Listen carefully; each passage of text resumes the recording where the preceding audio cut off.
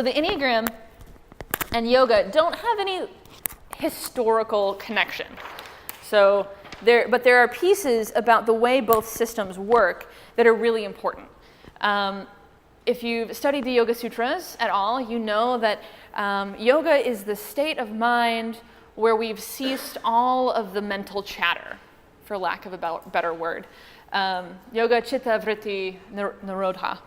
Excuse my pronunciation of Sanskrit. It's a little rusty. But basically, yoga is set out as a system to tell us that we are not who we could be, mostly because we're acting through patterns.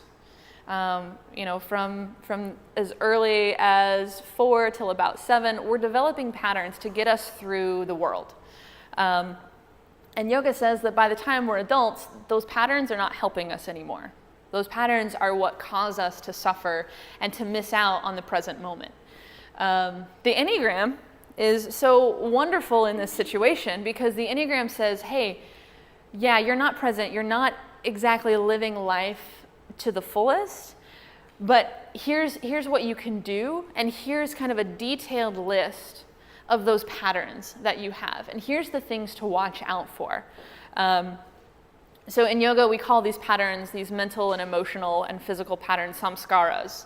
They're these wheels that play out in us all the time. And the Enneagram is basically saying, here they are. So here is how you habitually think, feel, and act all the time. And then once we can become aware of what we're doing, that's habitual. You know, those things, you have those moments where I was like, oh, I was totally present. And then you look back and you're like, that situation has come up before. Maybe with a different person or a different boss or a different relationship or maybe a different city. But something about this seems vaguely familiar. And those are your samskaras coming up if we're talking from a yogic perspective.